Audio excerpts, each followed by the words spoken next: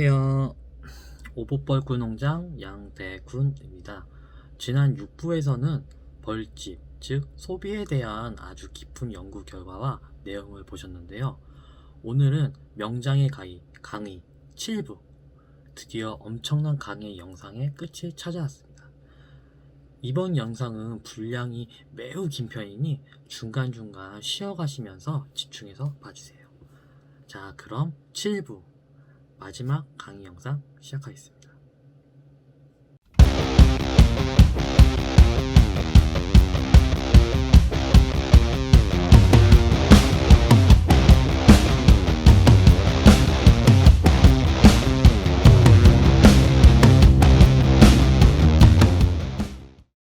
이런 데서 돈을 다 쓰고 있는 데가 있습니다. 조목조목 따질 게 한두 가지가 아니죠. 양봉은 누가 뭐라고 하든지 간에 사회에 공헌하기 위해서 벌을 하는 것이 아니라 나의 삶을 조금 더 윤택하게 하기 위한 어떤 수단이 되라고 보고 있습니다. 그래서 운영과 경영은 반드시 꼼꼼하게 따지고 계산을 놔야 된다라고. 심지어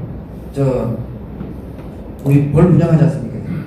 벌한통 예를 들어서 10만 원을 받습니다. 운영비가 얼마 들어가겠습니까? 제가 정말 완전 바닥까지 딱 낮춰가지고 말씀드렸어요. 벌도 수단과 방법을 안 가리고 세치로봉 통이든 뭔 통이든 벌만 당길 수 있는 벌통. 자, 개당 4,000원 잡습니다. 진짜 이건 내가 좀 손을 내야 돼.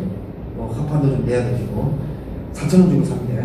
자, 소비 필요합니다. 소비. 그러면 제한을 해야 되겠죠. 6매 이하. 6매 같은 거 얼마입니까? 12,000원 합니다. 자, 이런 방역비, 인건비. 여기서 제일 큰 게 뭔지 아십니까? 벌 키우는 공주의 인건비입니다. 자재값보다 더 비싸거든요, 인건비가.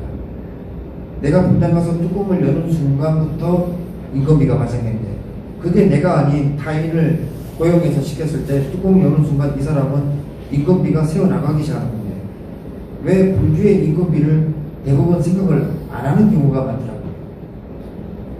제가 새벽 3시에 출근을 해서 내가 하루에 계획하는 모든 일정을 다 소화시키는 순간까지의 저의 하루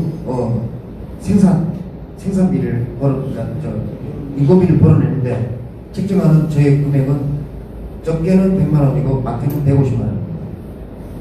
내가 그 정도의 돈을 벌기 위해서는 그만큼 일을 해야 된다는 거죠.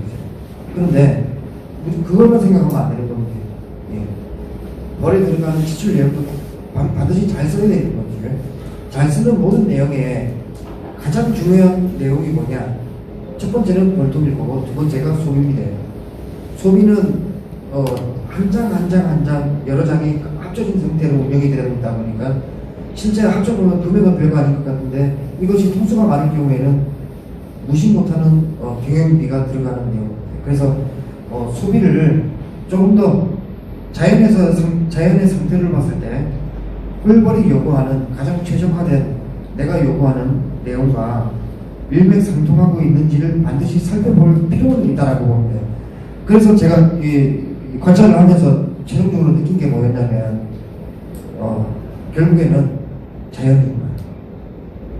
자연으로 돌아가서 꿀벌이 헛집을 달고 1년의 순환을 돌아갈 때 어떤 형태로 돌아가는지 이것을 반드시 먼저 공부를 하고 난 뒤에 운영하고 경영하고 관리 기술을 접목시키고 생산을 어떻게 할 것인가를 차근차근 고민해 나가야 된다. 그러니까 결국에는 벌을 잘못 배웠다는 거죠. 그래서 공부를 다시 시작한 거예요. 소비, 벌방, 소방 및 프레임 크기에 따른 산란 밀도 및 응애와의 상관관계입니다. 이것도 참 여러 내용을 다 이렇게 종합해서 설명드렸지만은 상당히 중요한 내용입니다. 이게 업체마다 정형화되지 않다 보니까 또 이 소비 소관계의 차이가 틀의 차이가 좀 있습니다. 그리고 소방의 크기는 다르지만 프레임의 넓이는 일정한 치수를 유지하고 있다. 그리고 소방과 프레임 크기는 현대에 와서는 조금씩 다르지만 조금 차이가 있지만 프레임의 두께가 34mm가 제가 관찰했을 때는 최고의 그 사이즈다 그렇게 보고 있고, 그다음에 지금은 대부분 다 37mm. 아마 돌아가셔서 줄자 가지고 한번 사이즈 한번 찍어보십시오. 대부분 다저 36mm, 37mm, 조금 더 큰 거는 38mm까지 왔습니다. 저 과거 한 10여 년 전에 업체 얘기도 괜찮겠지요. 예, 지금은 그 제품을 안 만들고 있기 때문에 말씀드리고 있습니다. 야생약품원의 초창기에 나왔던 소비, 소초, 요게 제가 경험해본 소초 중에서 최고였습니다. 근데 지금은 너무도 변형돼가지고 마음에 안 들죠. 집 짓는 것도 애매하고 알도 바로 안 찍어주고 지우면서도 계속 에러를 내주고 그래서 계속 따졌더니 업체는 듣기 좋은 핑계를 대고 있는 거죠. 정확하게 합시다. 초창기에 나왔던 그 상태를 그대로 유지시켜서 다시 만든다면은 저는 야생 수술을 쓸 의향입니다. 그리고 많은 회원들과 나누고 싶은 생각입니다. 그런데 지금의 소초는 도저히 쓸 수 없는 형태입니다 라고 얘기했습니다. 그 차이가 사이즈, 크기, 디자인, 그 다음에 소방의 크기, 미래 순도, 이 모든 것들이 너무 단가에만 맞추다 보니까 저급화됐다고 보고 있습니다. 그래서 좀 실망스러운 내용 중에 하나가 이런 거죠. 그리고 소방의 크기, 저 작은 건축가 맵다고 하셨습니까? 벌의 신체가 작다는 얘기는 비행 거리가 그만큼 멀리 뻗어나갈 수 있다는 얘기인데, 사정거리를 더 높이기 위해서는 일정 크기를 생산해 줘야 되는데, 그 일정 크기가 4.9mm일 때 일본의 수명, 그 다음에 수신 능력, 그리고 속도, 여러 가지 면에서 훨씬 더 유리하다. 결국에는 5.6mm 사이즈가 큰 거리에 대해서 그렇게 봤습니다. 그리고 사용 기간에 따른 소비의 차이. 이게 이제 변수인데, 뭐냐면은 태어나고 막고가 반복되면, 산란하고가 반복되면 이제 결국에는 막을 씌우게 되죠. 예를 들어서 4.9mm로 스타트 끄는 것이 1년 지나고 2년 지나고 3년 지나면 소방의 크기가 최하 4.6mm까지 사이즈가 줄어듭니다. 그 이하로 줄어들면 어떻게 되느냐? 일벌들이 프로폴리스로 전체를 막아버립니다. 산란을 못 들어가게 막아버립니다. 안 하게. 그러니까 이제 고에 결국에는 본교, 그러니까 수지라고 하죠. 수지를 바르는 양이 늘어나다 보니까 일본은 그 사이즈보다는 더 작아집니다. 그리고 산란을 안 하거나, 그리고 보통 그런 경우는 숯불로 변형시키는 경우가 많습니다. 근데 소형은 또 영거리 산란하는 소형도가 아무래도 새 벌집보다는 그 벌집이 높은데, 그 이유가 뭔지 아십니까? 소방의 크기가 좁을수록 산란을 더 잘합니다. 그러다 보니까 좋을 수도 있고 나쁠 수도 있다는 얘기인데, 결과적으로는 방 사이즈가 4.6mm까지 줄어들면 쓰지 않는 것이 없다, 버려야 된다. 근데 그 수명이 1년에 제가 로얄들이 생산하는 생산력을 기준으로 했을 때 제일 오래 쓰는 것이 2년 반 정도 쓰면은 진짜 소비 사이즈가 4.6mm까지 줄어듭니다. 그만큼 알차게 산란을 받아내기 때문에 내용이 빈 내용이 없거든요. 꿀을 채우든 산란을 채우든 화분을 채우든 어떻게든 내가 돈을 벌기 위한 목적으로 소비를 넣기 때문에 그 소비의 내용을 채웁니다. 이제 재미는 따로 채워야 되고, 그런 문제점들이 있는 겁니다. 이제 장단점이 있는 거죠.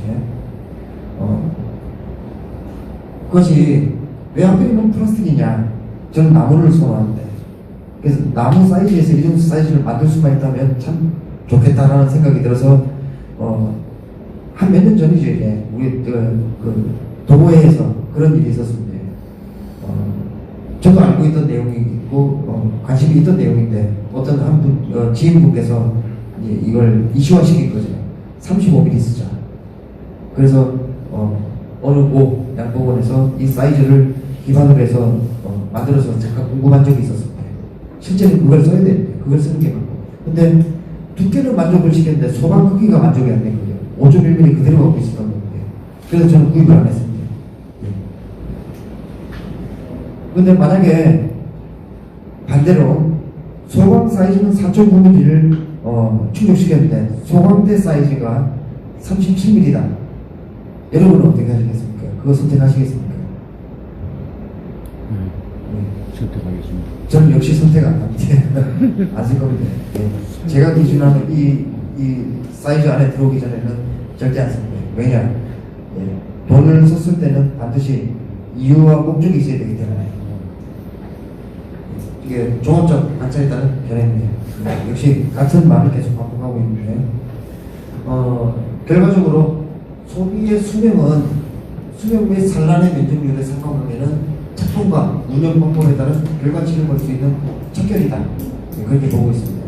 그리고 산란 면적률 또한 본건의 인지 활용도에 따라 수명이 결정된다라고 저는 그렇게 보고 있거든요. 네, 제가 주관적인 견해를 한번 써본 겁니다.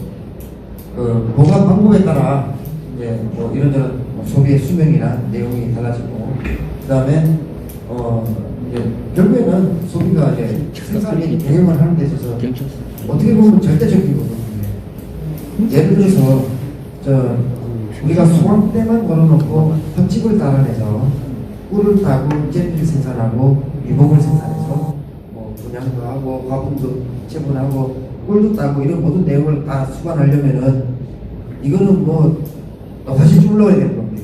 왜냐면 금방 망가집니다. 설치를 걸어도. 근데 이제 기초 기반을 가진 이제 집을 짓는 형태의 소초가 나오는 경우 이상 잘 활용하면 될 것입니다. 올바르게 사용해서 비용을 절감해야 된다. 이거 비용 절감, 이건 절실한 내용입니다. 우리가 양봉을 운영하는 데 있어서 전체적인 운영비를 생각하는 것이 아니라 벌 한 통을 딱 이제 선상에 올려놓고 얘한테 들어가는 비용이 스타트부터 얼마가 들어가고 있는지를 정확하게 다 계산을 놔야 됩니다. 통가, 소비, 벌, 그 다음에 방역비, 사료비, 그 다음에 하다못해 대포, 고정철사, 사양기, 격리판, 뭐 여기서 조금 더 나아가서 뭐 자동 사양기, 그리고 전기 가온, 뭐 여러 가지 기타 뭐 부기자재를 통해서 이 볼통 하나를 온전하게 키워내는데 들어가는 비용을 한번 계산 놔봐야 될 필요가 있다.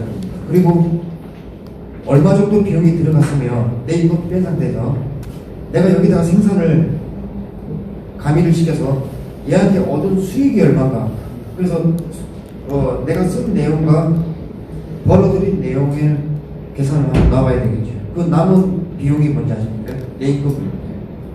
저는 요거 계산을 이제 스타트 한 지가 21년째입니다.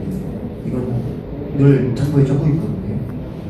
가장 돈이 많이 들어갔던 게 이제 파라다이스 볼통 교체시키는 게 있습니다. 제 양봉한 명사가 가장 많은 돈을 썼습니다. 근데 문제는 뭔지 아십니까?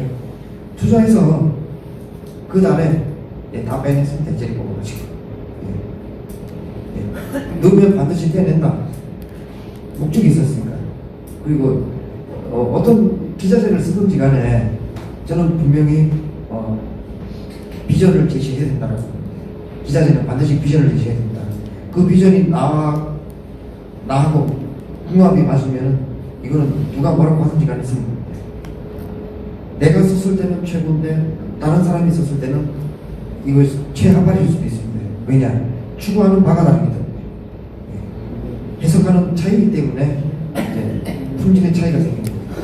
그러니까 이것은 철저히 개인의 설정에 따라 달라진다는 겁니다. 그래서 중요한 것은 우리가 경영하고 운영을 하는 데 있어서 반드시 한 번쯤은 계산을 한번 놔봐야 됩니다. 제가 이 계산을 21년째 하고 있는데 물론 최근에 복합 산물 생산 기법을 완성시키는 그 과정 상당히 길었습니다. 여기서 얘기하자면 또 누구나 흘릴 겁니다. 관리부터 스타트를 끊어서 분봉열 제어하는 방법, 그 다음에 로얄젤리 생산, 꿀 생산, 화분 다수학 생산, 그 다음에 초강군으로 벌 분양하는 방법. 대표적인 예가 전주에 계신 모 어떤 분께서 상당히 강군으로 연간 1억씩 벌만 팔아서 먹고 사시는 분이 있으시거든요. 예, 그분의 기법도 저희 기법에 일부 좀 들어가 있습니다. 예, 문제는 맹목적으로 잘 키우는 데 있어서 잘 키우는 것이 어떤 형태로 잘 키우냐도 한번 따져봐야 되는 거예요. 돈을 막 무차별적으로 지원을 넣어가지고 잘 키우는 것과 말 그대로 자연에 맡겨서 설렁 키워내서 확실하게 뽑아먹는 거. 결국에 누가 이기겠습니까? 그런 말이 있습니다. 돈 있는 사람이 힘쓰지 용감한 사람이 힘 못 쓴다. 그리고 누가 그러더라고요. 절대 대한민국이 아니라 전 세계에서 싸우지 말아야 될 대상 첫 번째, 절대 기관하고 싸우지 마라. 그리고 두 번째, 부자하고 싸우지 마라. 예, 그겁니다. 기관은 권력으로 무너뜨릴 거고 부자는 돈으로 무너뜨립니다. 예, 그럼 우리 여기서 뭐를 선택해야 되겠습니까? 예, 현명하게 선택을 해야 된다는 겁니다. 양봉 제가 한 26년 하면서 겪은 게 그렇습니다. 참 말도 많고 탈도 많은 게 결국에는 벌이 아니라 사람이더라고요. 사람 안에서 일어나는 이야기와 문제로 인해서 죄 없는 벌들이 때때로는 본의 아니게 희생을 당하는 경우가 있다. 그 예가 뭐냐면 저도 참 따지고 보면 잔인한 거죠. 왜냐? 처음에는 벌이 좋아서 무조건 시작을 했는데 너무 신기해서 시작을 했는데 이게 이제 전업화가 되다 보니까 먹고 사는 문제가 걸리더라고요. 예, 이제 좀 늦게 결혼을 하긴 했는데 늦게 결혼하고 나니까 결과적으로는 이제 자식들을 보게서 여기서는 이게 자식이 걸려버리니까 이제 이 애게 된 입장에서 이 벌이 아니고 더더욱 이 현실을 직시해야 된다. 뭐라고 하든지 간에 어찌됐든 내가 정당하게 돈을 벌 수 있는 방법은 이 양봉장 아니다. 여기서 돈을 벌어서 내 가족을 지켜야 되고 또 나를 발전시킬 방법을 모색해야 된다. 예, 그게 저는 납니다. 그런데 그럼에도 불구하고 이렇게 뭐 말도 안 되게 요구하고 과제를 만드는 것은 분명한 게 반드시 내 생계를 유지하는 선상 안에서 있었습니다. 총각 때는 이런 게 없었거든요. 그러니까 벌 많이 주겠습니다. 독과산물 생산이 총각 때부터 시작된 건데 왜냐면 저희 돌아가신 아버지가 빚을 하도 많이 남기고 빚을 저한테 다 떠안았습니다. 그때 당시 돈으로 한 2억 좀 넘게 저한테 다 떠안기고 돌아가시더라고요. 치료비 또 나도 모르는 빚들을 다 포함해서 한 3억 가까이 됐습니다. 빚이 뭔지를 모르고 살아왔던 사람이 느닷없이 아버지 돌아가시고 정신적으로도 힘든데 어느 순간 뭔가 뭐 빨주노 좀 파는 거 딱지가 나오기 시작하더라고요. 보니까 다 그런 내용들이더라고요. 그래서 은행을 진짜 내 집 드나들지 하면서 은행 직원들하고 친해졌습니다. 그분들은 저한테 악의가 없는 거지. 왜냐 아들이니까 돈 잘 알고 있었고 아이고 그냥 재산을 포기하면 안 되냐. 포기하면 간단한 일이라고. 근데 포기 안 했습니다. 왜 포기 안 했냐. 아버지가 저한테 남겨준 재산도 빚도 내 재산이다라고 생각하고 이거 갚으면 내 재산인데 그래서 예, 그 추운 청송에서 보일러가 고장이 나도 그 돈 고칠 돈까지 아껴가면서 죽게 살기로 진짜 처절하게 했습니다. 그때 당시에 많은 선배 양봉인들이 저 욕을 많이 했습니다. 왜냐 저거는 돈도 안 들고 맨날 가서 얻어먹기만 하고 왜냐 제가 돈을 쓸 수 없었습니다. 빚을 갚아야 되니까. 하지만 내가 이 빚을 갚는 순간 내가 반드시 대를 주겠다. 그 대를 주는 방법은 뭐냐 지금과 같이 실력을 최대한 많이 끌어올려서 많은 사람들에게 베풀겠다라는 다짐을 그때부터 하기 시작했습니다. 그리고 나와 같은 이런 전업 양봉을 하면서 두 번 아픔을 못 겪게 하기 위해서는 올바른 방향을 반드시 설정을 해줘야 된다. 예, 그래서 이 생각으로 죽기 살기로 매달려 왔습니다. 그래서 벌도 많이 죽였고 그리고 지금에서는 관리를 기반으로 한 관리도 그냥 관리가 아닌데 굉장히 체계적으로 관리 기반을 만들었거든요. 이런 설정을 하는 것들이 다 꽤 많은 시간이 걸렸습니다. 예. 그 시간 동안에 저의 수익이 어딨냐? 기가 막혔지. 빚 갚는 거 이외에 다른 생각을 할 수가 없었는데, 그러니까 밥도 가급적이면 나가서 얻어먹고, 예.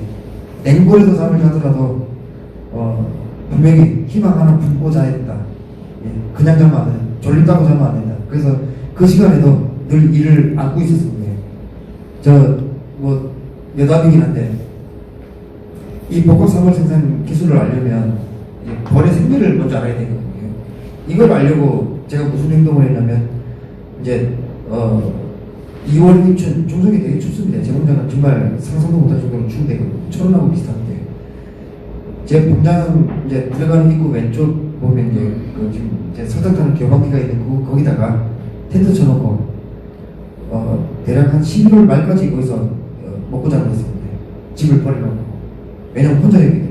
어머니도 아버지 돌아가시고 난 뒤에 다 내려가고 나 혼자 있을 거라고 그야말로 짜증을 내면서, 그래서 혼자 텐트 들고 공장 들어가가지고 거기서 밥을 먹을 수 있으면 먹고 못 먹으면 나가서 선배 양봉이들한테 얻어먹고 그렇게 했었어요. 그게 이제 30대 초반 시절. 그 텐트 안에서 이제 저한테 숙제를 내줬죠. 스스로한테. 자, 이 벌통에서 물만 떠가지고는 내가 절대 빚을 갚을 수가 없다. 빚도 못 갚을 뿐만 아니라 빚을 겨우 갚을지언정 공장 운영을 할 수가 없다고 봅니다. 그래서 뭔가 이걸 충족시킬 만한 내용이 필요했는데 벌 말고 다른 생각을 안 했거든요. 다른 생각을 할 수도 있었는데, 그래서 여기서 뭐가 좋을까? 첫 번째는 어차피 벌 키우는 실력은 그때부터 됐었으니까 벌 잘 키워서 벌을 팔자 해보니까, 아까 말씀드렸지 않습니까? 내 벌 키우는 데 들어가는 비용을 한번 생각해봐야 된다고. 해보니까 남는 게 없더라고요. 100개, 200개 팔아와야 이거는 뭐 한 3개월 정도 버티면 끝나는 이 금액입니다. 1년 벌 키워가지고. 그니 어떻게 하는 거예요? 결국에는 화분을 좀 많이 떠보자. 화분 시장에 또 아는 형님들이 있으니까 여기다 도매라도 좀 넘겨서 해보자. 그래서 거슬러 올라가 보니까 마지막에 로얄젤리가 제 손에 딱 들어온 겁니다. 이걸 제대로 하는 사람이 없네. 자, 이제 복합 산물이 시작될 수 있는 동기부여가 시작된 거죠. 그래서 주먹구구로 식으로 시작하다 이렇게 해서는 안 되겠다 싶어서 다시 라인을 깔아보기 시작한 게, 내가 공장에서 벌들하고 동고동락을 해야 되겠다 싶어서 대략 11월 말, 12월 넘어서까지 텐트 치고 있어 먹고 자고 하면서 벌하고 살았습니다. 그래서 제가 밴드에 한번 글을 쓴 적이 있죠. 벌통 안에서 내는 모든 소리를 듣고 그 소리를 기억에 저장시켜놔서 어떤 소리가 날 때 어떤 형태로 벌들의 컨디션이 어떤가, 그 내용을 소상히 다 적어서 이걸 반영시켜서 복합 선물 생산의 기본 구성에서 내가 최단 시간 안에 이 내용을 확인할 방법을 찾기 시작했습니다. 그래서 나름 표현을 해놓은 게 있는데, 시적으로 표현을 해놓은 게 있는데, 그건 그 시적으로 표현한 그 내용은 저한테 되게 큰 아픔입니다. 그렇게 해서 이제 꿀을 완성시키고 화분을 많이 뜨는 방법을 찾아내고, 그리고 로얄젤리를 조금 더 깊이 있게 찾고 찾아내서 지금의 이 자리에 온 겁니다. 이제 이건 제가 자랑하기 위해서 하는 것이 아니라, 우리나라의 양복이 되게 아픈 게 뭐냐면, 어디 가서 얘기를 해도 양복이 부유하지 못한 직업군에 들어가 있습니다. 늘 영세하고 늘 힘이 없고, 그래서 어디서 얘기를 해도 영세한 우리 양복 때문에, 우리 양복은 영세해. 영세하잖아요.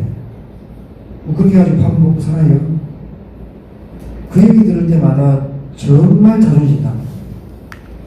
나는 뭐라고 미친듯이 움직이고 뭐 어떻게든지 해보려고 애를 쓰고 있는데, 늘 주변에서 듣는 핀잔의 소리는 그거 돈 내요? 영세한 양복? 양복은 영세하죠? 아이고 힘드시겠네요. 늘 이 말이 꼬리표처럼 달리고 있습니다. 우리가 지금 양복인들끼리 모여서 뭐를 얘기하자면 늘 행복하고 즐겁고 희망적이고 정말 이거 비전이 있는 산업이라고 보고 있는데, 현실은 그렇지 않다는 얘기죠. 그러면 내가 있어야 될 곳은 양복인의 성장이 또 서 있어야 되지만, 양봉이를 그렇게 보고 있는 그분들의 승상의 소속도 한번 봐볼 필요가 있다는 겁니다. 그러기 위해서는 뭔가 대안이 나와야 되겠죠. 그 대안이 뭔지 아시겠습니까? 올바르게 벌 키워서 돈을 제대로 버는 방법을 같이 나눠야 된다는 겁니다. 그 힘이 혼자만 쏟아주면 약한 겁니다. 근데 여기 있는 여러분들과 함께 뭔가를 해보겠다라고 마음 먹고 이 힘을 다 합쳐버리면은 뭐 가지고 살아나 못 들겠습니까? 요 1년에 각각 1억씩 번다고 생각해 주시면 40명이면 40억입니다. 40억 힘을 들고 어디 군이고 기관이고 찾아가서 야 우리 지금 한 40억 정도 매출을 올리고 있는데 100억 벌도록 좀 해줘봐라.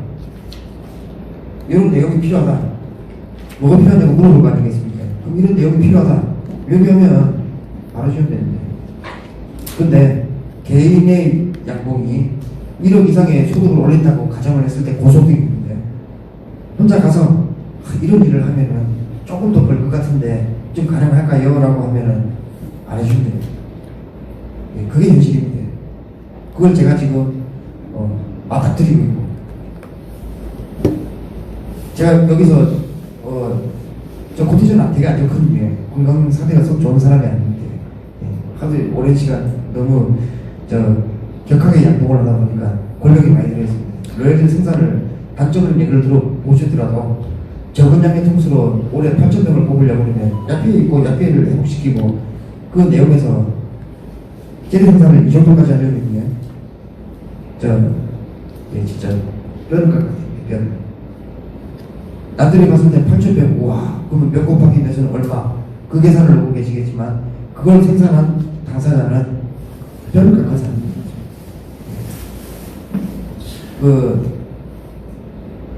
늘 주장하는 게 뭐냐면, 이제, 어떻게 해야지, 1년의 수익을 우리가 대기업에서 꾸준히 매월 월급을 받듯이 그렇게 일할 수 있을까? 양봉을 그렇게 한다 그러면 내가 좋아하는 물건을 통해서 어떤 형태의 고정적인 수익을 만들면 이거만한 직업군이 없다라고. 그러면 이거는 이제 영세하는 것이 아니라 굉장히 안정된 직업군에 들어갑니다. 뉴질랜드처럼. 제가 뉴질랜드를 부러워하고 그 나라에 가서 공부를 하고 싶은 내용이거든요.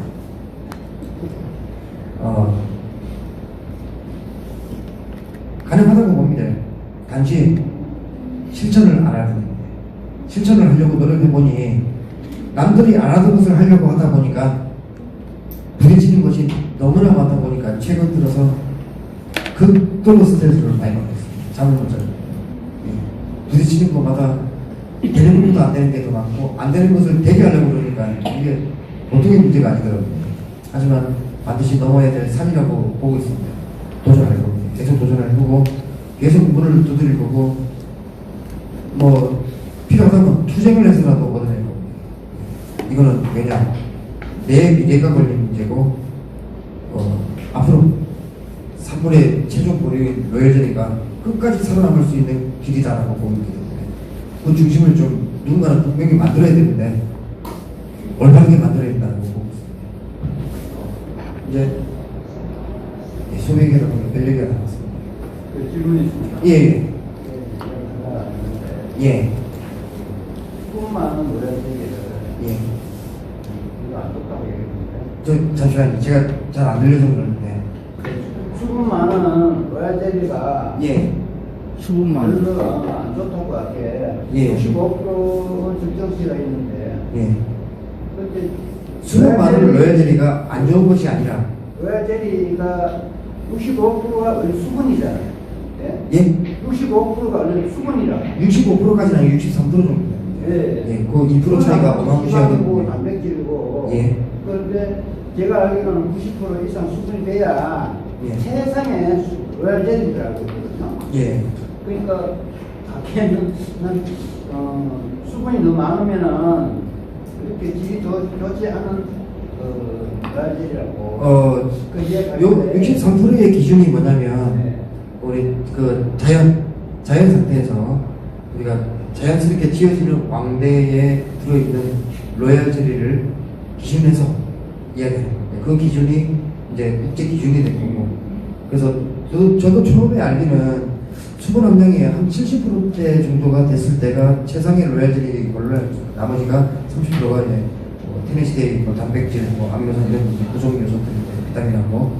근데 최근 19년도 이후에 이제 발표된 내용을 인용해서 말씀드린 겁니다. 그리고 저도 잘못된 부분을 다시 수정해야 될 필요가 있다. 왜냐?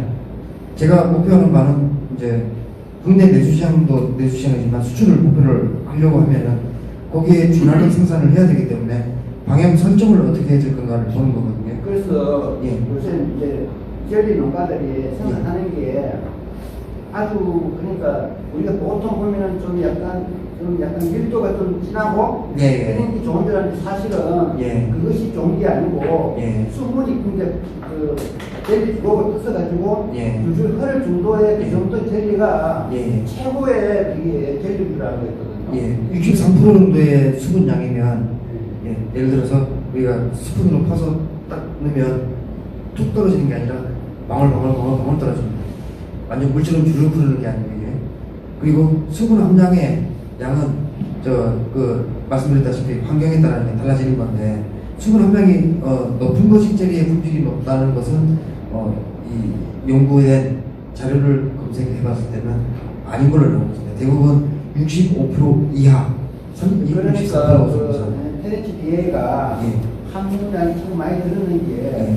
수분이 적은 보다는 예. 수분이 많은 데서 되게 많이 포함되어 있다고 예. 네? 예. 그렇게 알고 있거든요. 예. 나도 처음에는 그 수분이 많은 거는 진짜 예, 맞습니다. 예. 진한기 이거는 진물이라고 이야기했는데 예. 사실 우리가 이거 뭐지 요란젤리 거랑 일반 물을 썼을 때 예.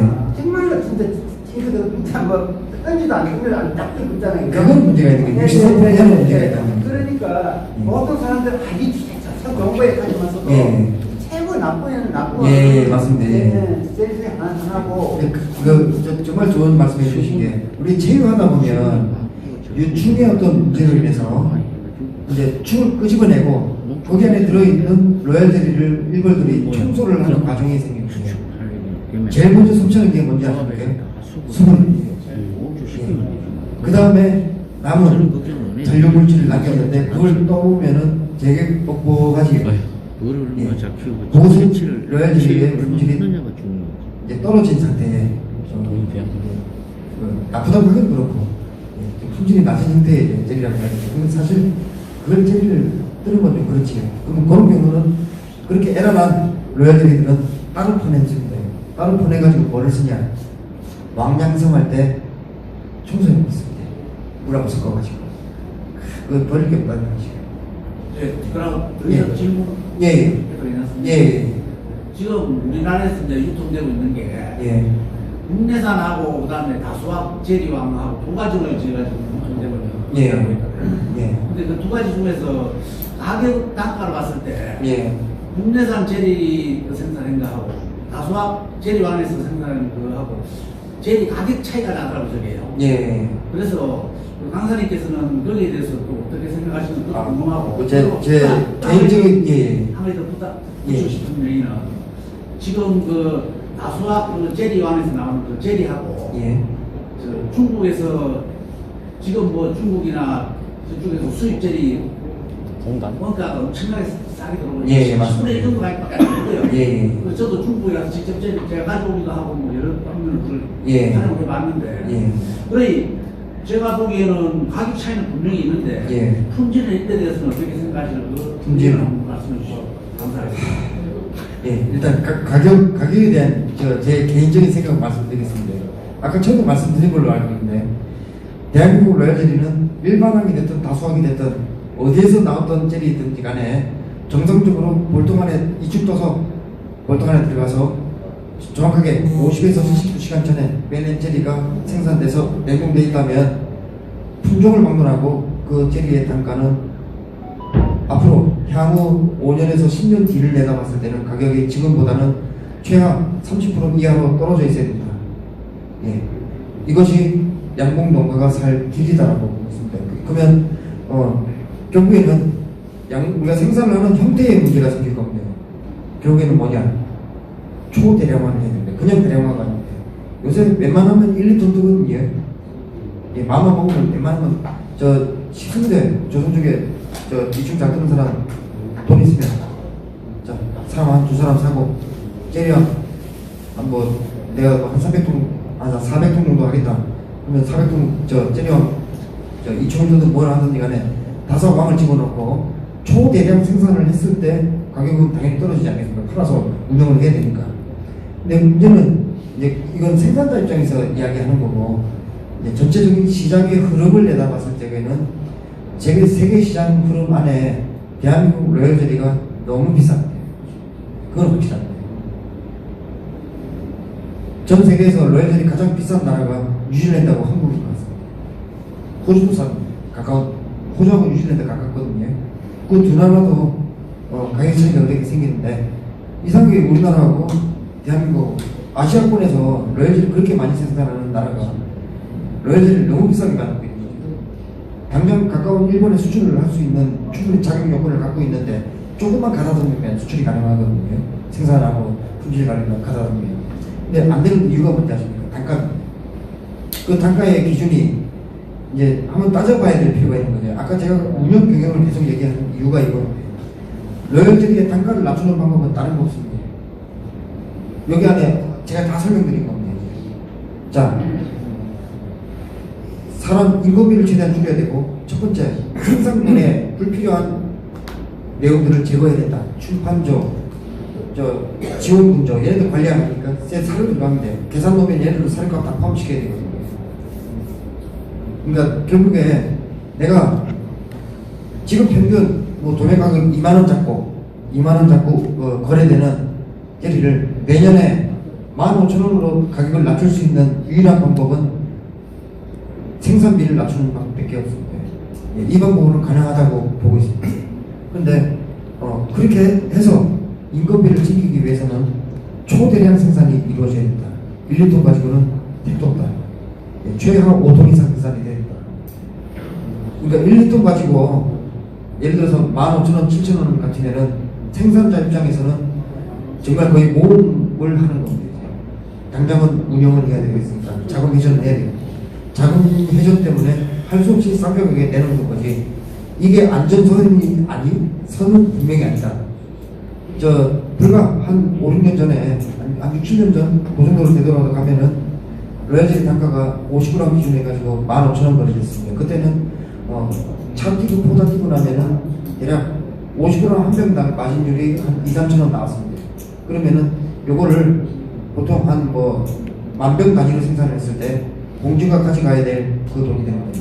그러니까 인건비, 재료비, 생산비, 사료비, 각종 부대 비용 다 빼고 그러면 대략 한 2, 3,000원 정도가 이제 공주의 인건비를 받게 되는 거거든요. 근데 이제 이게 균형이 좀 깨지고 있죠. 단가를 낮출 수 있는 방법은 어떠한 기업이 운영되고 있어야 됩니다. 그래서 개인이 그 기업이 그 같은 기술을 쓰고 있는 개개인의 생산된 로열젤리를 철저하게 품질 검사를 해서 수매를 하고 수매는 이제 직거래가 돼야 되겠죠. 주거니 받거니 확실하게 물건 내주고 내준과 동시에 돈 한푼 쏴주고 끝. 그러면 기업은 뭘 해야 되냐? 이 보장된 내용을 가지고 대한민국 시장과 흐름을 몇몇 업계 기업이 주도하고 있어야 된다고 봅니다. 그러니까 생산자가 소매를 하는 것이 아니라 기업이 소매를 하게 만들어야 됩니다. 제가 생각하는 구조는 이 구조입니다. 그리고 판매에 대한 보장을 확실하게 하는 것. 그러면 생산농은 이 구조 안에서 생산량을 얼마만큼 가져가야 될지를 설정해야 되지 않을까. 예, 그런 생각이 듭니다. 그게 제가 생각하는 구조의 기업이고, 그리고 결국에 소비자 입장은 그렇습니다. 내가 로열젤리를 구입하는 소비자의 입장에 있었을 때, 자, 20,000원짜리도 있고 17,000원짜리도 있고 50,000원짜리도 있습니다. 똑같은 로열젤리를 딱 놓고 가격별로 선별을 합니다. 소비자가 50,000원짜리 사겠습니까? 17,000원짜리 사겠습니까? 17,000원짜리는 사긴 하겠는데 의심은 들어있고, 이게 왜 이렇게 싸지? 얘도 50,000원인데 어떻게 가격 차이가 이렇게 2배 이상의 차이가 나지? 그러면 그 중간을 딱 봅니다. 소비자는 항상 눈이 그렇게 설정이 됩니다. 예, 항상 중간 1등도 필요 없고 꼴찌도 필요 없다. 항상 중간만 해라. 그래서 소비자는 결국에는 비싼 것보다는 싼 걸 찾습니다. 그리고 그런 여건을 충족시켜줘야 되는 것이 생산자.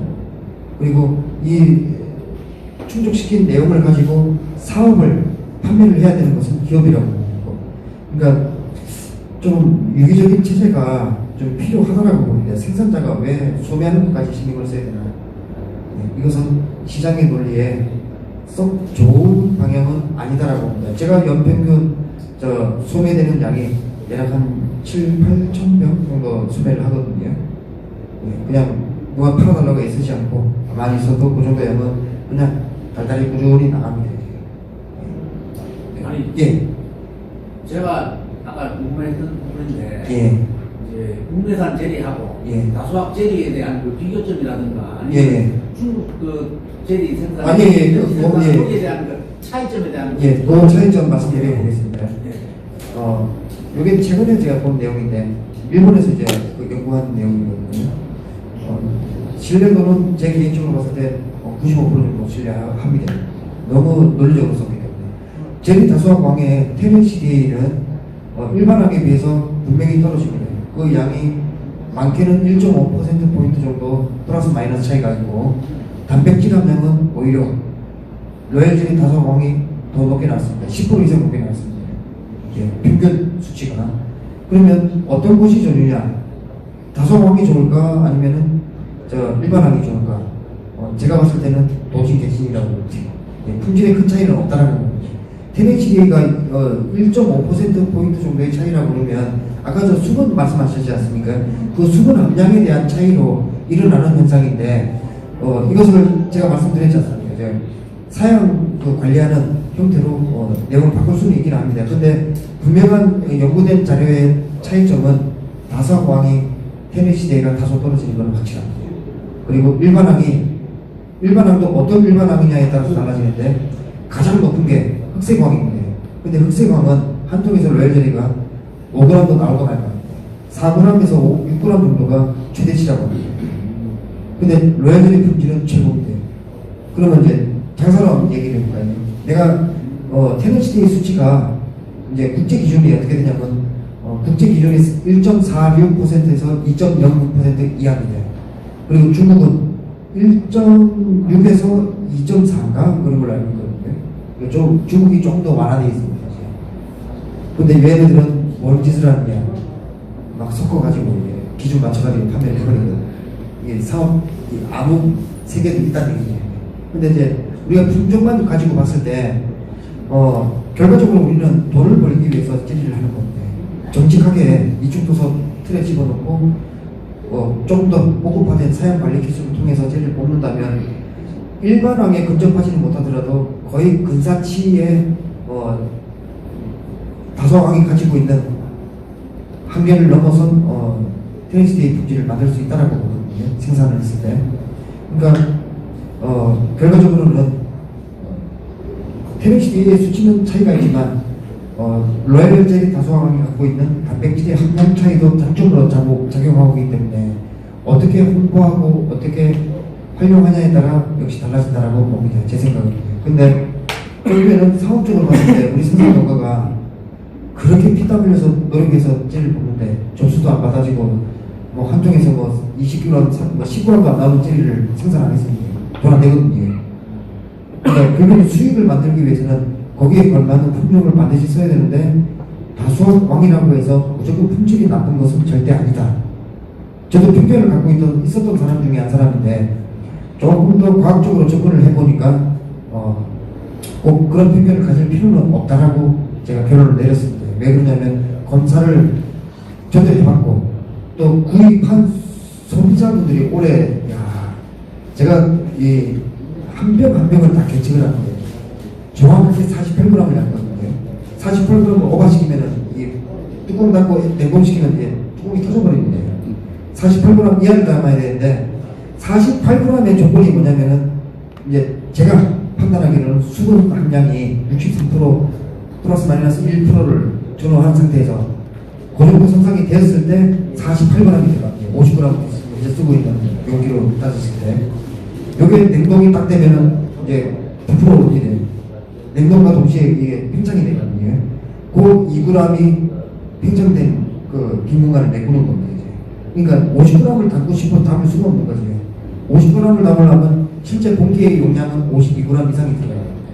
그러니까 이게 어떤 얘기냐면 일반음도 일반음도 같은 종목이 되는 거예요. 단지 성분의 차이는 다소 있긴 한데 이것이 좋다 나쁘다를 이야기를 할 수 없는 것이 시장 흐름 자체가 다소함에서 생산된 젤리가 이 세계 시장을 돌고 있는 겁니다. 일반함은 공급이 안 되고 있습니다. 자국 내에서만 돌고 있는 거죠. 뉴질랜드가 이탈리아 카니올란을 섞어 놓고 이 품종을 가지고 젤리 생산을 1년에 500kg밖에 못하는 겁니다. 안타까운 일이 아니겠습니까? 근데 만약에 로열 젤리 다소함을 들고 뉴질랜드 가서 마누카 꿀이 들어오고 마누카 화분이 들어오는 상태에서 내가 로열 젤리 생산했을 때 품질은 결국엔 뉴질랜드.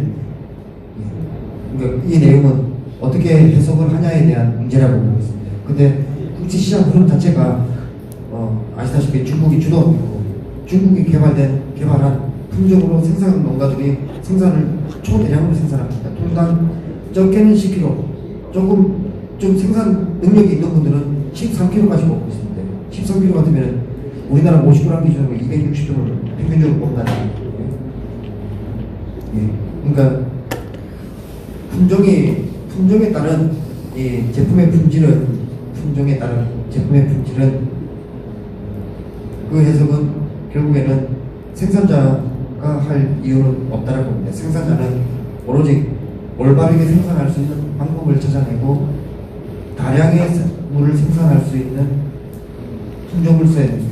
그리고 기술적으로 기법을 사용했을 때 어떻게 얘가 갖고 있는 한계를 극복할 수 있는가를 찾아내는 것이 생산자가 해야 되지 않을까라는 생각입니다. 그래서 저는 그렇습니다. 이제 생각을 좀 바꿨던 게 어떻게 하면 예쁜 젤리를 만들까를 생각해야 되지 생산량을 충족시키려고 다소함을 쓴다. 이게 우리 흔히 얘기하는 품종빨이죠. 품종빨로 생산을 하지 말자. 그런 얘기를 늘 합니다. 그게 발전을 할 수 있는 길이기 때문에 뭐 좀 말이 좀 길긴 한데 결과적으로 그건데 이제 다소함이나 일반함이나 이거 품종 차이를 사람들이 야 내 거는 일반함에서 뜬 건데 먹어봐 막 쏘고 막 목이 탁탁 막혀. 로열젤리는 좀 싱거워. 예. 물론 차이가 사람이 느끼기에는 그런 차이가 느껴지긴 하지만 하고 들어갔을 때는 어떤 성격상의 문제는 현재 제일 왕 예, 그렇게 보고 나오는 있습니다. 거 그리고 그게 제일 다소함하고 그걸 증명해주고 있고 많은 학자들이 그건 물어봐야지. 또 질문 지금 현재 제리 왕하고 제리 다소왕하고 다릅니까? 예? 지금 현재 나오는 제리 왕하고 예. 그 2, 3이 아니라 제리 다소왕하고 품종이 다릅니까? 예. 젤리왕하고 젤리 다소왕하고 똑같습니다. 예. 번호마다 나 그래 다소왕이 따로 있는데. 근데 이제 다소왕이라는 이름이 들어가면 왠지 이게 한번 딱 집어넣으면 또 확 하고 나올 것 같은 느낌이 확 드는데 젤리왕이라 그러면은 젤리왕이네. 예. 예. 그런 느낌의 차이죠. 똑같습니다. 차이 없습니다. 장원 잠깐 말씀드려볼까 이제 장원이 젤리 잘할 것 같습니까? 못할 것 같습니까? 예, 걔네들이 3원종이거든요. 3원종에 잡종 강세가 있습니다. 그 잡종 강세가 뭔지 아십니까? 젤리왕입니다. 잘합니다. 근데 조금 더 비율로 봤을 때 꿀에 좀 특화되는 애인데 얘를 젤리를 잘할 수 있는 방향으로 흐름을 바꿀 수 있습니다. 그게 관리 기법. 그래서 한 2, 3년 전에 장원 가지고 젤리 한 4,000명 뽑았더니 그것도 많이 아닌데 테스트 한다고 60도 가지고 젤리가 4,000명 뽑았거든요. 그랬더니 농지청에서 그러더라고요. 선도 농가 사례 발표 좀 해달라고. 그래서 PPT 만들어가서 이제 사례 발표를 했습니다. 그랬더니 청장이 면담 하자고 그 농가 대표들 면담실에 올라갔습니다. 뭐 이런저런 얘기 나눴는데 장원이 왜 돈을 벌까? 제가 그 질문을 용감하게 청장님한테 던졌습니다. 왜 못 버는지 모르겠습니다. 뭐라고 보십니까? 농가 대표님 하시길래 제가 바닥 일어나가지고 한마디 했습니다. 시작부터 잘못됐다. 보급 사업을 하는 데 있어서 제일 중요한 것은 어느 누구도 시도하지 않은 부분을 시도할 때는 반드시 여기에 따르는 매뉴얼이 필요하다. 그 매뉴얼이 빠진 상태에서 언론에 벌써부터 30% 이상의 뭐 효과가 있다는 내용을 가지고 홍보를 아주 격하게 했지. 근데 이 벌을 올바르게 쓰는 방법에 대해서는 안 가르쳐 준 건데 그 방향을 알려줘야 될 기관이 어디냐? 농진청인데 농진청이 왜 생기겠습니까? 농민들 농사 짓는 법 알려주려고 만들어진 데 아닙니까? 농사 짓는 법을 안 알려준 건데 거기에 대한 책임이 분명히 있다라고 봅니다라고 용감하게 말씀을 드렸더니 박수 치는 거예요. 미안하다고. 내가 다시 안 찾아보겠다. 그러고 한 1, 2년 뒤에 매뉴얼을 만들어가지고 농가 보급 농가들 장원 보급할 때 반드시 사용 그 규칙대로 하고 있지 않습니까? 그 제안을 제가 했었어요. 선호농가 대표. 그냥 보급 농가들하고 같이 밥 먹으면 눈치를 좀 많이 보입니다. 젊어가 또 사람 피곤하게 할 것 같아도 장원은 제 생각은 그렇습니다. 만약에 농진청하고 이 일을 로얄젤리를 정말 상업화 시킨다 보면은 마음 먹고 한번 제대로 대한민국 로얄젤리 대국을 한번 만들어보자 마음 먹는다면 저는 10조 팔고 장원스러워. 왜냐? 농촌진흥청이 개발한 장원에서 뽑은 로얄젤리의 품질 데이터를 기반으로 해서 사용 관련 기술을 보급하고 보급한 기술을 공용적으로 꾸준히 쓸 수 있도록 관리해주고 관리해준 시스템에 의해서 정부가 로얄젤리 사들이고 비싼 가격에 그 기준안 안에서 정부가 알아서 수출하는 겁니다. 그러면 그 수출을 하는 대행업체가 이왕이면 내가 만든 기업이 좋겠어요. 뭐 그렇게 들어가면 뭐 건강 살만한 거 아니겠습니까? 그리고 이사님 저 제리의 핵심은 화분이라 그랬는데 예. 그 화분 레시피를 어떤 시기별 따라 화분 레시피. 다르는지 아이고 어려워. 이 이야기가 이렇게 나왔거든요. 제가 저 화분떡 레시피는 절대로 안 알려주는데 왜 안 알려주느냐? 해보니 별거 아니더라고 하는 분들이 많습니다.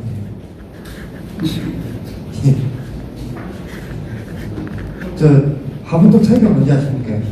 결국 가격 차이인데 뭐 좀 더 들어갔네 덜 들어갔네 차이가 있을 뿐이고 그거보다 더 큰 게 뭔지 아십니까? 시기별로 요구하는 함량이 뭔지를 체크해서 그 원료의 구조가 영양적인 구조가 내가 원하는 목적에 부합이 되는가 반드시 한번 적용을 한번 해볼 필요가 있는 거죠. 그렇게 설명을 드릴 수는 있는데 뭐 유취합은 뭐 몇 킬로, 맥주 효모 몇 킬로, 이게 콩가루 몇 킬로, 청국장 몇 킬로 이건 아니라고. 이게 답은 아니거든요. 원료는 무궁무진하게 많습니다. 제일 비싼 거는 한 10몇만 원, 25kg짜리 한 포대에 10몇만 원 하는 거 있어요. 기준적으로 어떻게 만드냐가 문제인데 단가를 낮추는 게 낫죠. 최대한 싸게 생산 농가는 어떤 이유가 되든지 간에 지출을 줄여야 됩니다. 줄일 수 있는 방법을 찾는 거고 그리고 제가 한 가지 말씀드리겠습니다. 화분떡이 벌의 생육과 로얄젤리 생산에 미치는 영향 100을 봤을 때 한 기여도가 이 화분떡이 꿀벌통 안에 기여하는 기여도가 30% 이상은 넘어갑니다. 키울 수 있는 한계가 있다는 얘기예요. 30% 이상 넘어가는 경우는 거의 불가능하다. 30% 선에서 내가 만족하고 있는 거지 30% 이상 오버돼서 잘 끄는 경우는 없다. 나머지 70은 뭐가 해야 되냐? 벌과 자연이 해주는 겁니다. 화분떡은 말 그대로 보조, 어떤 이제 대체하는 이제 물질이지 이게 절대적인 건 아닙니다. 단지 예를 들어서 로얄젤리 생산할 때 가장 큰 문제가 8월, 9월 초순까지의 무밀기인데 한산화분 들어오기 직전에 대한민국의 유일하게 무밀기거든요. 이때 완전 무밀기 상태에서 화분떡만 가지고 젤리를 뽑는다. 젤리가 정상적으로 나올 것 같습니까? 안 나옵니다. 무조건 자연화분이 와야 됩니다. 자연화분이 오는 과정에서 부족한 영양분을 화분떡에서 살짝 보충시켜주는 보충제 정도지 얘가 절대 챙기지는 않다고. 그래서 과도하게 너무 화분떡을 구입하는데 돈을 쓸 이유는 없다고 봅니다. 적정선만 유지시키면 되는데 어떤 기능적인 거는 분명히 작용을 하는데 그 기능이 생산적인 일이냐 근데 그 기능을 만들기 위해서 너무 무리하게 돈을 쓰지 말자. 예, 제 생각은 이제 그렇습니다. 그러니까 벌 관리에 예. 질병 관리에서 이사님은 그 벌키퍼인가 뭐그 소비 원리 예, 벌키퍼. 벌키퍼가 예, 생균제. 예. 예, 아니 여기 있어서 벌키퍼를 말씀하시니까 갑자기 생각이 안 났습니다. 벌키퍼는 그 제품명이지요. 정확한 이제 그 제품의 성분은 생균제고, 그 벌키퍼 주성분이 뭐냐면은 포도당입니다. 포도당 안에 포도당에다가 이제 저 균제를 주입시켜 가지고 이제 쉬는 상태에 놓고 우리가 활성화시키기 위해서 어떤 목적으로 쓸 때 쓰는 것인데, 제가 이거를 이제 아이디어를 낸 것이 8월에 이제 무밀기 있지 않습니까? 그때 한번 떡만 줘가지고는 젤리의 품질뿐만 아니라 육아의 어떤 문제에서 이제 충족 때문에 많은 양의 화분을 소모하다 보니까 소화 문제가 생겼었습니다. 늘 소화불량이 왔었거든요. 그러니까 8월 초중순 사이가 되면 소문난 벌이 좀 더러더러 나와 끼고 그 벌들 짜고 오면은 완전 물변이 납니다. 그건 뭐냐면 소화의 문제라고 보거든요.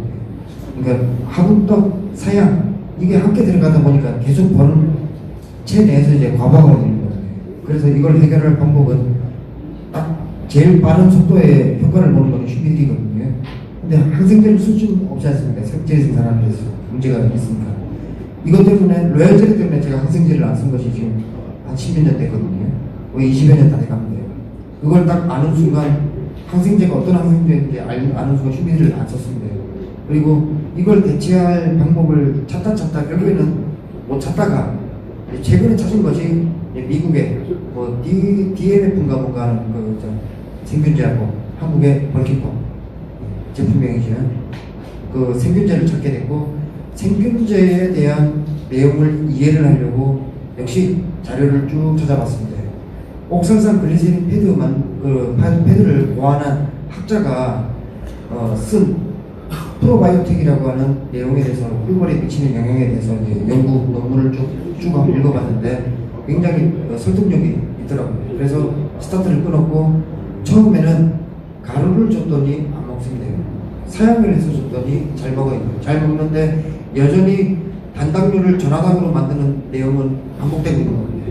여기에 생균제가 들어갔을 뿐 여전히 이 벌들은 계속 부하가 걸리고 있는 거죠. 이거를 해소시킬 방법을 생균제 넣는 걸로 해결점을 찾는다는 건 조금 애매하다. 그러면 이것 때문에 지속해서 사용을 해야 됩니다. 이거는 낭비다. 그렇게 생각이 들어서 문득 생각된 게 혼합시키는 거였습니다. 그러니까 소화의 개선을 시킬 수 있는 가장 중요한 내용이 비타민이거든요. 비타민은 여러 가지 종류가 있습니다. 그 중에서 소화에 관련된 비타민이 있습니다. 그리고 또 젖을 분비하는 데는 비타민 B1, 2가 많이 쓰이거든요. 아주 결정탑니다. 얘가 비타민 B1, 2가 로얄젤리를 인두선에서 많이 뿜어내게 해주는 결정적인 영양소인데, 종합 비타민 중에서도 비타민 B1, B2는 원료가가 굉장히 비싼데 진짜 몇 그램도 안 되는 양이 도지만치 가거든요. 근데 이거를 해결할 방법을 이제 가축 원료에서 찾아가지고 이제 혼합해서 소량 처음에는 이제 뭐 말 그대로 국자로 한 국자씩 떠넣어주고 해가지고 남긴 거 재료값이 많이 들고, 그래서 양을 줄이다가 지금 벌크에서 잠깐 판매를 했었는데 그 알갱이 양이 그 양으로 이제 제가 해보자고 이제 설정을 해드리거든요. 그랬더니 무밀기 젤리 생산량이 대략 한 30g에서 35g 정도 생산되는 것이 40g까지 올라갔습니다. 그리고 산란의 내용도 이제 우리 휴미를 처리하면 공판이 막 윤기나듯이 막 노르스름한 황금 공판 만든다고 하죠. 그런 색깔이 나오고 있더라고요. 그래서 이게 어떤 원리일까라고 봤더니 아마 비타민과 생균제의 어떤 조합이 아닐까라는 생각이 듭니다. 그래서 이거를 한번 주는 습관에 들렸고, 업체 대표를 불러서 이 부분에 대해서 조금 같이 한번 생각을 깊게 해보자. 그래서 같이 진행을 하게 된 거죠. 지금은 제품 승용화시켜서 판매를 하다가 중단한 걸로 알고 있습니다. 왜냐하면 단가를 못 맞춰서. 왜냐하면 들어가는 원료 자체가 워낙 고급이 들어가기 때문에 이 내용을 축적시켜서 판매를 하려고 하니 농가 부담이 커지고 가격을 낮추면 돈이 장사할 여지가 안 생기고 그래서 아마 이 제조 현장에서 아마 이 생산을 라인을 끄는 것 같아요. 근데 조절하는 방법은 제가 한번 언제 시간 되면 밴드에 한번 올리겠습니다. 쉽습니다. 별거 아닙니다. 종합 비타민하고 골키퍼하고 그 다음에 꿀하고 그 다음에 여기에 필요한 제일 핵심적인 원료가 구연산이거든요. 구연산이 어떤 역할을 하냐면 이제 항균 역할을 합니다. 어떤 이제 균의 침입을 막을 수 있는 막을 1차적으로 만들어주는 구연산이 역할을 해주거든요. 그래서 구연산하고 같이 첨가시켜서 만들어서 이제 8월에 꾸준히 지속을 시켜줬더니 8월에도 생산량이 40g 이상의 통당 양이 평균 유지되다가 9월 딱 넘었으니까 벌들이 갑자기 팍 하고 늘어나 버리더라고요. 이 폭이 먹인 벌과 먹이지 않은 대조군을 비교해 봤을 때 굉장히 좀 그러니까 우리가 육안으로 봤을 때 한 장반에서 한 2장 벌 정도 차이가 났습니다. 그래서 얘를 썼을 때 이제 이펙트 효과가 100으로 봤을 때는 대략 전체 봉분에 미치는 영향을 한 30% 정도는 과하고 한 25% 정도는 충분히 영향을 미치고 있다고 봤습니다. 그래서 생균제가 어떻게 쓰냐에 따라서 달라지며 생균제의 제일 중요한 문제는 뭐냐면 시기별로 요구하는 균이 있습니다. 기본적인 게 이제 바실러스 균이거든요. 바실러스 균도 정말 수십 가지 종류의 균주가 있는데 그 균주 중에 꿀벌이 요구하는 균주가 한 5가지로 요약이 되어 있습니다. 그건 학자들이 이걸 해놓은 겁니다. 그래서 거기에 따라서 우리나라하고 걔네들이 자료 이제 연구 자료 만드는 그 논문하고 비교를 해봤을 때 어느 온도대와 시기대가 맞아 들어가는 것을 확인해서 그 내용을 적용시키면 되겠다라고 업체 대표한테 얘기를 했더니 이제 그 각 균주의 이름까지 다 얘기를 하면서 이제 디테일하게 얘기를 나눴었어요. 그래서 만드는 것이 그 알콩이었어요. 그래서 이름을 제가 지은 게 아니고 거기서 지은 게 볼키퍼 플러스라고 내놨더라고요. 그래서 볼키퍼 플러스는 어느 정도 플러스였지. 결국에는 업체와 생산농가의 관계입니다. 우리는 생산농이고 생산농이 업체를 주도해야 되는데 업체가 생산농을 주도하면은 어디서 이제 휘둘리기 시작하냐면 단가에서 휘둘리기 시작합니다. 화분떡이 봄에는 많이 넣어야 돼. 그 화분을 많이 넣어야 돼. 봄에 화분 양이 봄에는 화분이 안 나오잖아요. 예 맞습니다. 화분의 문제가 개인적으로 생각하시기에는 화분을 함량을 높이면 어떤 부분이 좋다고 보시나요? 단백질이 나와서 단백질이 맞다고 보시나요? 예. 제가 보는 견해는 그렇습니다. 유채하고 우리가 중국에서 좀 수입에다 쓰고 있는 자연 고가루의 상태가 우리가 쓰는 이유가 뭐냐? 쓰는 이유는 결과적으로는 단백질을 보충해주는 원료가 아니라 꿀벌의 기호도를 올려주는 용도로 써야 됩니다. 예. 벌이 콩가루 맥주 효모보다는 자연화분을 더 좋아하지 않습니까? 예. 저 미국에 대형 화분이라는 게 있거든요. 콩가루가 들어가지 않은 100% 대형 화분. 예. 말 그대로 곡물에서 얻어진 사료를 가지고 걔네들 공급해 주거든요. 근데 그 공급해 주는 대형 화분 사료가 언제 공급되냐면요. 자연 화분이 들어오는 조건 아래서 보충해 주는 대형 화분입니다. 말 그대로 우리가 지금 쓰고 있는 화분을 첨가시키는 것은 콩가루떡이고 미국이 쓰고 있는 화분은 그야말로 곡물로 만들어진 대형 화분입니다. 그 차이가 있고 우리나라는 특성이 있는 거죠. 봄에 벌을 빨리 키워서 꿀적으로 빨리 나가야 되지 않습니까? 그러니까 단기간 내에 벌을 완성시켜야 됩니다. 미국은 그게 아니거든요. 얘네들의 주 목적은 꿀도 목적이지만 실제 목적은 화분 매개가 목적입니다. 그러니까 천천히 벌을 키워나가도록 그렇게 없어야 돼요. 근데 우리나라는 그게 아니지 않습니까? 이 문제는 이제 유치 화분이 문제인데 우리 소독한다고 방사선 조성인가 하지요. 거기서부터 문제가 생기죠. 방사선 쬐 화분에 방사선이 있겠습니까? 없겠습니까? 우리 그걸 확인해 볼 필요가 있습니다. 방사선이 있는가 없는가. 만약에 이거 외국의 학자나 상업화된 업체가 이 문제를 들고 일어나는 거예요. 대한민국 공산물은 묶입니다. 100% 묶입니다. 전 진짜 절박합니다. 대책을 세워야 된다는 이야기를 한 내용 중에 하나도 이건데, 방사선 조성된 유치화분을 다량으로 쓴다. 근데 1회도 아니고 우리는 1년에 적어도 2번 이상은, 시기적으로 2번 이상은 유치화분을 섞어주고 있고요. 이 데미지가 계속 쌓이면 쌓일수록 방사선도 함께 쌓이거든요. 이 문제 매우 심각하게 생각해봐야 될 문제라고 합니다. 그래서 지금 제가 지금 조제하는 화분 떡의 레시피에도 전체 가루 무게의 화분 함량을 10% 이상을 절대 안 입니다. 화분을 주는 목적은 기호도 때문에 주는 거지. 10% 플러스 마이너스를 만들어 놓으면 기호도가 조금 더 올라가거나 조금 더 낮거나 이런 목적으로 기호도 때문에 유치화분을 쓰는 것이지, 얘 먹고 뭐 산란 잘하라고 주는 건 아니에요. 저세 내용은 똑같습니다. 어쨌든 대형화분입니다. 자연화분에서. 보통 화분 함량을 할 때 예. 설탕 무게를 빼는데 설탕 무게를 포함시킨 겁니다. 예, 그렇습니다. 대형 화분에서 설탕이 들어가는 양은 단백질 함량을 낮추는 역할을 하고요. 그 대신에 또 장점도 있죠. 벌의 기호도를 올려주는 장점도 있고요. 그래서 그 중간 지점을 찾아야 되는데, 제일 좋은 함량이 전체 가루 무게에 설탕을 뺀, 물을 뺀, 그 다음에 영양제를 뺀 전체 가루, 곡물 가루 무게에서 딱 40%만 들어갑니다. 40% 이하. 예. 근데 저 같은 경우는 더 낮춰서 10%를 주는 거예요. 그러니까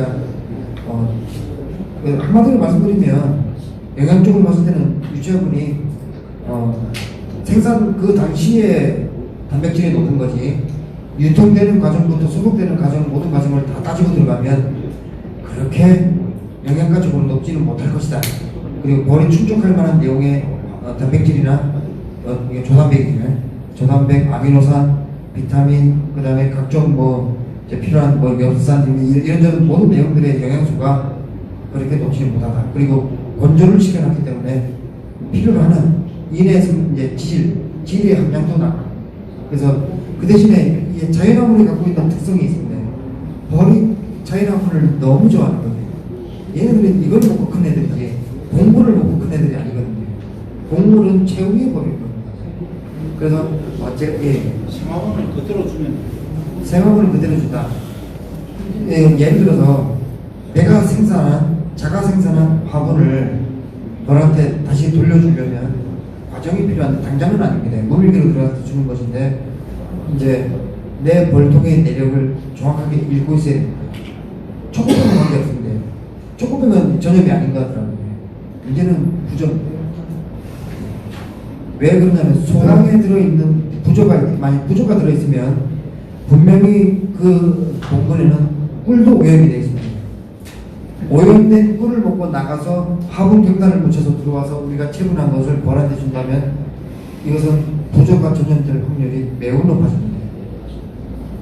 저도 자가 생산한 화분을 쓰거든요. 예. 중국을 못 믿겠어서. 나도 못 믿겠는데 중국은 더더욱 못 믿겠습니다. 왜냐? 걔네들은 화분에 방사선 조성까지 해버리기 때문에 방사선이 분명히 잔류를 할 것이다라고 보고 있거든요. 안 한다면 다행인데, 정말 안 했으면 좋겠고. 그런데 그게 과연 어떤 사업적인 목적으로 거래되고 있는 내용이다 보니까 맞을까 맞지 않을까는 저는 의심을 한번 해봅니다. 그걸 증명해줄 준비가 업체에서 해줘야 됩니다. 근데 자가 생산한 것은 좋습니다. 아니 신토불이라고 이 벌이 살고 있는 곳에서 나온 화분이 최고의 원료인데, 이걸 무빌기 때 걷어놨다가 무빌기 때 써주면 다시 젖이 그냥 마르는 형태로 스티스티스하게 확 늘어납니다. 다른 건 전혀 별 필요 없습니다. 여기다 설탕만 들어갑니다. 설탕물을 섞어서 예. 그러면 도전 방법은 뭔지 아십니까? 광식 사용기지, 광식 사용기. 광식 사용기에다 아무것도 붙지 말고 그 화분만 딱 넣으십시오. 벌들이 멋지게 먹습니다. 진짜 멋있게 먹습니다. 제대로 숙성된 자연 고가로 화분을 숙성시킨 상태에서 반장 정도면은 새끼를 키울 수 있는 양을 장수로 봤을 때는 한 2장 반을 꼽아. 그러니까 한 장만 들어가면 5장이 기전되거든요. 여기서 계속 유입되면은 이거 저장된 화분을 계속 개상으로 끌어올리면서 아까 그 소비 회전시키는 거, 그 소비 회전시키는 방법을 계속 적용시키면 개상 쪽에 화분이 한 장 반 정도만 유지되고 있으면 로얄 젤리는 8월달 모밀기에도 생산기처럼 생산이 들어가거든요. 역발상으로 중국의 1% 시장을 한번 밀어넣어볼까 하는 생각을 해보는데 이게 또 어떻게 하나 또 파고 들어가 보니까 또 루트가 또 만들어지더라고요. 그래서 무역 생산을 좀 얘기를 나누고 있는데